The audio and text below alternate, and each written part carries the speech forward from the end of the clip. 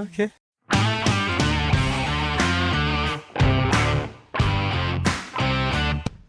Halo semuanya, selamat datang kembali di No Monster ID. Gimana kabar kalian semua? Sehat? Mantap cuy. Nah, hari ini gue mau nyeritain sebuah film dari daratan Tiongkok yang berjudul The Wolf Witch. Ini diproduksi pada tahun 2020. Film ini menceritakan sebuah fenomena yang terjadi pada zaman akhir dari dinasti Ming. Dalam kisah tersebut, banyak sekali seni bela diri yang diperlihatkan. Selain itu, ada juga konspirasi jahat, cerita cinta, dan juga kekuatan-kekuatan yang pastinya bikin lo semua terkagum-kagum. So, nggak usah lama-lama, langsung aja kita ke ceritanya. Tapi sebelum itu, seperti biasa, kita joget dulu cuy.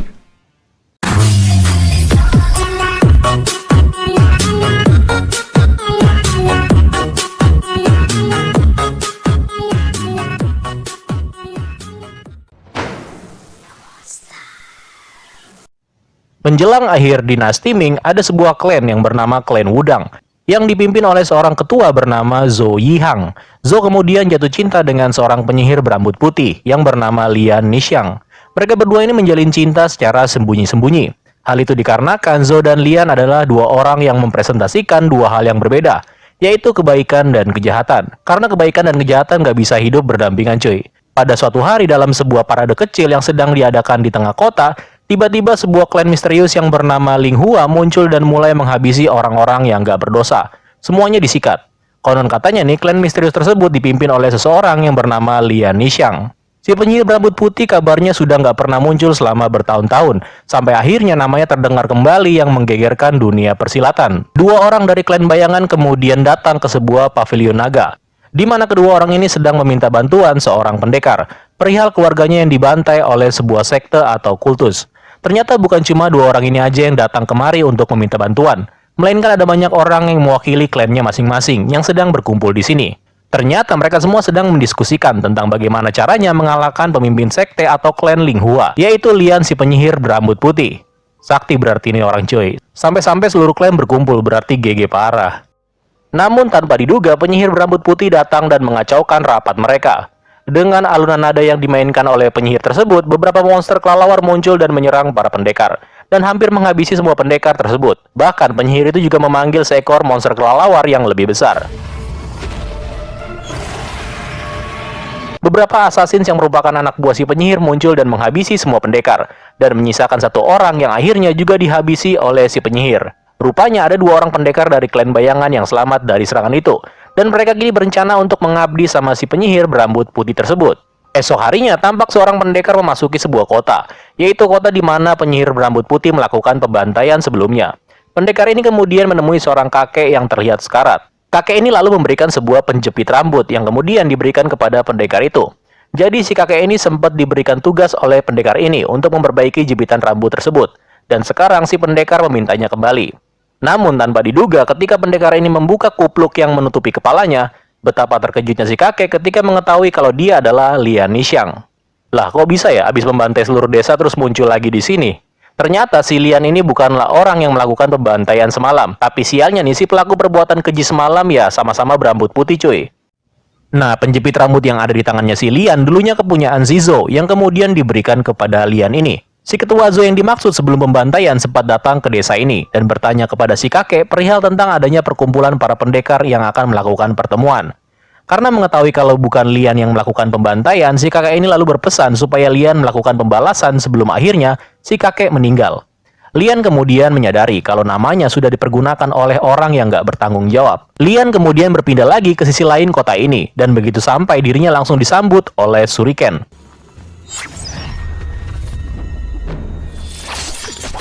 Beberapa orang pun muncul dan mereka semua melakukan pertarungan. Orang-orang ini adalah orang yang sama yang melakukan pembantaian semalam. Singkat cerita, Lian berhasil mengalahkan mereka semua dengan mudah. Lian kemudian langsung berpindah lagi, bersamaan dengan seorang wanita yang terlihat sedang mengintai dari kejauhan. Di tempat lain, para petugas kerajaan sedang dalam tugas untuk melakukan sebuah misi, yaitu menyelamatkan sebuah keluarga yang ditawan oleh klan Ling Hua. Keluarga ini adalah orang-orang yang ahli dalam membuat busur. Saking hebatnya dalam membuat busur, klan Ling Hua ini memaksa keluarga ini untuk bergabung dengan klan mereka. Singkat cerita, para petugas kerajaan yang dipimpin oleh seseorang yang bernama Chang berhasil menyelamatkan dan mengalahkan seluruh anggota klan Ling Hua yang ada di tempat ini. Dari semua tawanan cuma ada satu wanita yang selamat, dan wanita ini rupanya udah dianggap saudara oleh Chang. Salah seorang petugas yang bernama Li Ronggang yang juga mempunyai pangkat yang sama dengan Chang kemudian menyuruh Chang untuk menghabisi wanita ini. Karena menurutnya anggota dari keluarga ini kemungkinan sudah membelot dan bergabung dengan klan Linghua. Maka mereka kemungkinan juga pengkhianat. Namun Chang menolaknya. Karena diancam akan dilaporkan, wanita ini kemudian memutuskan untuk mengakhiri hidupnya demi menyelamatkan Chang.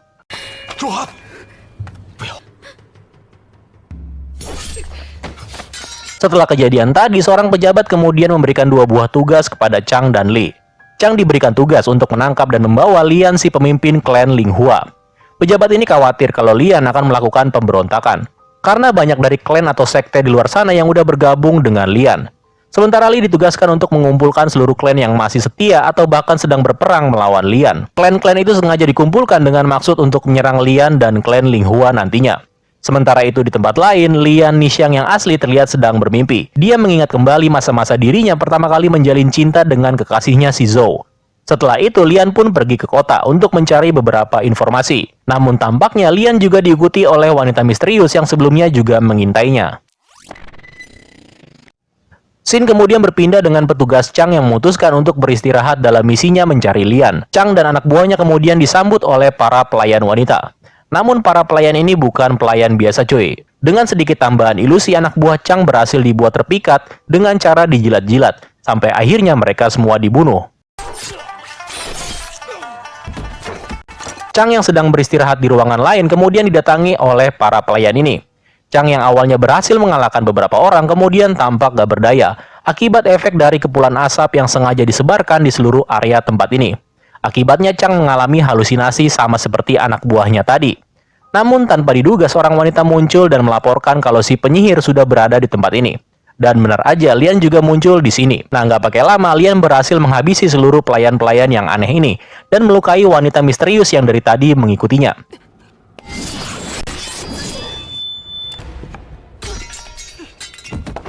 Ketika Lian mencoba menanyakan keberadaan kekasihnya Zhou, wanita ini malah memutuskan untuk bunuh diri. Chang yang mengetahui kalau Lian ada di depannya kemudian mencoba menyerangnya. Namun sebelum itu Lian mengatakan kalau Chang salah orang dan dia bukan ketua dari klan Linghua. Chang yang gak percaya kemudian langsung menyerang Lian. Akan tetapi Chang tiba-tiba pingsan. Lian pun dengan cepat membawa Chang pergi bersama dengannya. Nah di tempat lain muncul nih si ketua klan Linghua yang sebenarnya. Si penyihir ini sedang berdiskusi dengan beberapa orang pendekar yang memutuskan untuk bergabung dengan klan Linghua. Dan bukan hanya itu, penyihir ini juga kedatangan klan yang berasal dari Jepang. Mereka ini adalah para samurai. Dan anehnya mereka nggak mau untuk berlutut dan tunduk kepada ketua klan Linghua ini. Bahkan dengan sombongnya, samurai-samurai ini malah menyuruh si ketua klan Linghua yang harus berlutut di hadapannya. Gile, gede juga nyali lu cuy. Namun dengan sekali serangan, kelima samurai tersebut harus mati dengan cepat.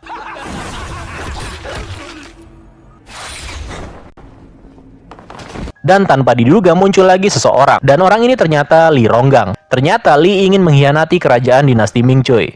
Li memberikan informasi bahwa keadaan dinasti Ming sekarang sedang melemah. Akibat banyak sekali pemberontakan yang terjadi. Dan tujuan dia kemari adalah untuk mengabdi kepada si penyihir ini. Nah kalian masih ingat kan dengan 2 orang dari klan bayangan yang sebelumnya karena ketakutan memutuskan untuk bergabung dengan klan Linghua. Nah mereka ini rupanya menguping pembicaraan Li dengan penyihir tersebut. Dan mereka berdua ini berencana untuk melaporkannya ke pihak kerajaan. Di tempat lain, Chang akhirnya terbangun karena sebelumnya pingsan. Lian kemudian juga mengatakan kalau dirinya bukanlah ketua dari klan Linghua. Karena jika dirinya adalah si penyihir berambut putih itu, maka Chang gak akan dibiarkan hidup. Lian lalu mengajak Chang untuk bekerja sama untuk memburu si penyihir berambut putih. Chang ini sebenarnya masih gak percaya cuy, namun karena dirinya udah ditotok alias dikunci kekuatan batinnya, maka Chang gak bisa berbuat apa-apa. Kalau ngelawan kalah-kalah juga dia soalnya. Nah, di perjalanan, Lian dan Chang disergap sama klan Linghua, yang dipimpin oleh si wanita yang sebelumnya udah bunuh diri di hadapannya Lian. Ternyata dia belum mati cuy. Dengan menggunakan bom beracun, kelompok ini berhasil mengimbangi Lian dan membuatnya terlihat kewalahan.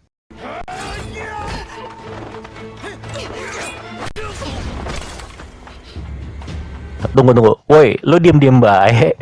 Bantuin lah. Ngapain kek, dansa kek, kayang kek, malah pelangap pelongo. Dengan susah payah, Chang berhasil membawa Lian yang terluka dan pergi menjauh. Chang kemudian membawa Lian ke sebuah tempat. Akibat dari efek bom asap tadi, Lian menjadi berhalusinasi tentang kekasihnya si Zhou. Lian kemudian terbangun dan menemukan kalau luka-lukanya sudah diobati oleh Chang. Lian yang awalnya emosi kemudian memutuskan untuk tidak membunuh Chang yang lagi asik molor ini. Di tempat lain, si penyihir berambut putih menerima laporan kalau Lian dan Chang berhasil lolos dari sergapan mereka. By the way nih, rupanya si penyihir berambut putih yang merupakan ketua klan Linghua ternyata cowok cuy. Gue pikir cewek tadinya, pantes suaranya ngebas. Sementara itu, Chang yang udah terbangun dari tidurnya mengetahui kalau Lian ternyata sudah merubah warna rambutnya menjadi warna hitam. Chang pun menjadi terpesona akan kecantikan Lian. Mereka berdua pun kembali melanjutkan perjalanan sampai akhirnya mereka tiba di sebuah kota. Karena Lian adalah seorang buronan, ternyata foto-foto Lian juga sudah tersebar sampai di sini. Singkat cerita, karena Chang adalah seorang petugas kerajaan, mereka berdua pun berhasil melewati para penjaga yang ada di kota ini. Selain itu, Chang rupanya bertemu dengan Li yang juga sama-sama berada di kota ini. Ternyata Li berhasil menjalankan tugasnya, yaitu mengumpulkan para ketua dari berbagai macam klan. Ada klan 10.000 pedang, klan rumah bintang dan awan, klan cahaya, dan juga klan api. Karena mengetahui kalau dirinya adalah seorang buronan, Lian mengganti namanya sebagai Wei, agar nggak diketahui oleh orang-orang tersebut. Nah, si Lian ini sempat terpancing emosinya, sama semua ketua klan yang berada di sini, yang menjelek-jelekan dirinya perihal hubungannya dengan ketua klan Wudang yaitu Zhu. Namun Chang dengan cepat menahan amarah Lian. Untuk mencairkan keadaan, Chang kemudian membawa Lian ke kamar. Setelah sampai di kamar, Lian mencoba mengeluarkan racun yang ada di tubuhnya. Li yang mencurigai ada yang gak beres dengan Lian kemudian mencoba masuk ke dalam kamar mereka. Nah, si Chang yang mengetahui kedatangan Li kemudian ikut-ikutan masuk ke dalam bak mandi untuk berduaan dengan Lian. Hal itu sengaja dilakukan Chang supaya Li percaya kalau wanita yang bersamanya ini bukan siapa-siapa. Li dengan terpaksa harus pergi meninggalkan ruangan itu. Lian yang marah karena Chang mengambil kesempatan dalam kesempitan kemudian mengusirnya. Namun si Li ini masuk lagi cuy. Akibatnya si Lian dengan refleks berakting kembali. Li masuk kembali ke ruangan ini cuma ingin memberitahu kalau besok mereka bersama-sama dengan seluruh klan akan menyerang klan Linghua. Singkat cerita, Li kemudian pergi dari ruangan ini. Nah, di tempat lain, penyihir berambut putih berhasil membuat sebuah senjata mematikan, yaitu racun pembunuh jiwa. Racun ini lebih mematikan dari seluruh racun yang pernah mereka buat. Bagi siapapun yang menghirup racun ini akan berhalusinasi dan melihat ketakutan terbesar dalam dirinya. Misalnya, lu takut ondel-ondel nih. Nah, maka bayangan ondel-ondel bakalan bergentayangan di pikiran lu cuy. Anjing, kenapa ondel-ondel coba? Di malam harinya, Chang yang baru akan kembali ke penginapan setelah sebelumnya memperbaiki jepit rambut kepunyaannya Lian, secara tiba-tiba dia diintai oleh si wanita dari klan Linghua, yang kebetulan datang ke sini untuk menemui Li. Dia mengatakan kalau besok adalah hari di mana mereka akan melakukan jebakan terhadap perkumpulan klan yang ada di penginapan tersebut. Dan Li juga diperintahkan untuk menangkap seorang wanita yang dibawa oleh Chang, yaitu si Lian. Namun rupanya obrolan mereka secara nggak sengaja didengar oleh dua orang dari klan bayangan, yang sebelumnya memang berniat melaporkan perihal pengkhianatan si Li ini. Singkat cerita, setelah berhasil membuat pingsan si wanita klan Linghua ini, mereka berdua kemudian menuju penginapan untuk memberitahu Chang perihal pengkhianatan Li Ranggong. Chang dan Lian akhirnya mengetahui rencana busuk Li. Karena ingin menyelesaikan masalah tersebut sendirian, Lian dengan terpaksa membuat pingsan si Chang. Namun ketika dia hendak keluar, orang-orang dari klan Linghua muncul dan menyerangnya. Rupanya itu adalah ulah Li yang ingin menangkap Lian atas perintah dari klan Linghua tadi. Pertarungan seru pun terjadi dan seperti biasa, Lian dengan mudah dapat mengalahkan lawannya.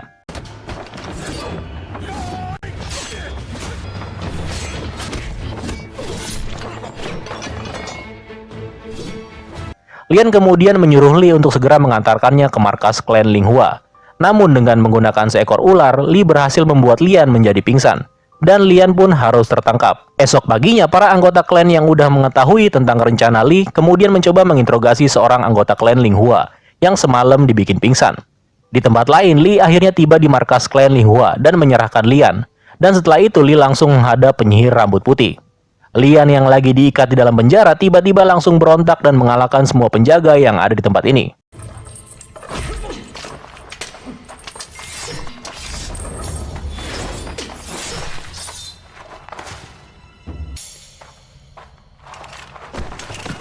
Dan setelah itu, Lian pun langsung menuju tempat di mana penyihir berambut putih berada dan muncul tepat di depan mukanya. Ketika mereka berdua sedang ngobrol, seorang tangan kanan penyihir rambut putih tiba-tiba menyerang. Akibatnya, orang ini pun harus dibelah menjadi dua.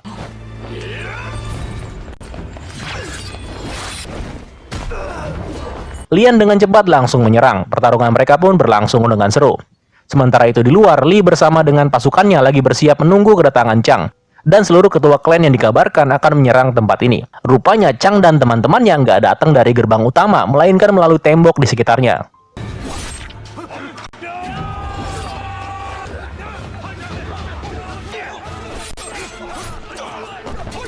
Pertarungan seru pun juga terjadi di sini, yaitu Chang melawan Lee.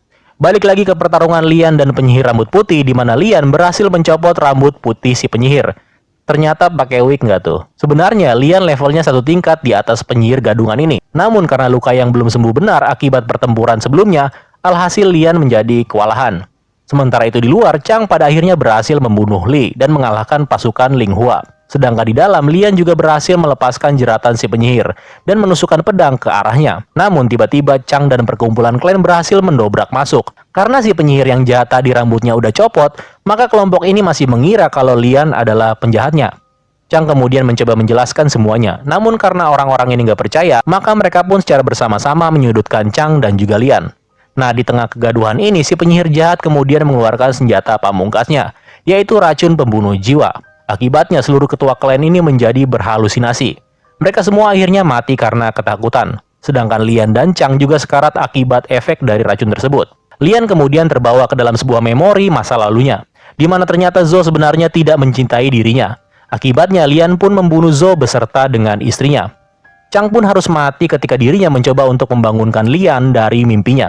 Lian yang marah kemudian langsung menghajar si penyihir gadungan tersebut sampai babak belur, di mana akhirnya penyihir gadungan ini harus mati dengan cara mengenaskan.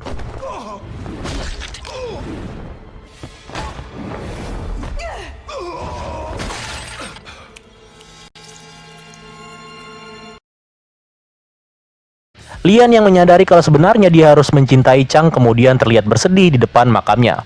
Setelah itu Lian pun pergi sambil meninggalkan dua orang klan bayangan yang juga berada di tempat itu. Dan ceritanya pun tamat cuy.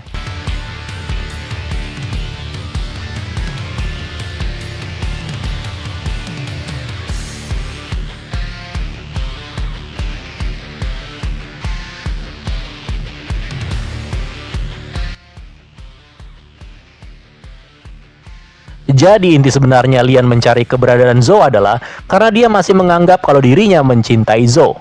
Padahal sebenarnya Zhou nggak mencintai dirinya. Dan dia jugalah yang akhirnya membunuh Zhou. Ingatan tentang cintanya terhadap Zhou lah yang selalu membayangi dirinya sampai-sampai dia menganggap kalau Zhou masih hidup. Nah kira-kira gitu cuy perjalanan hidupnya si Lian.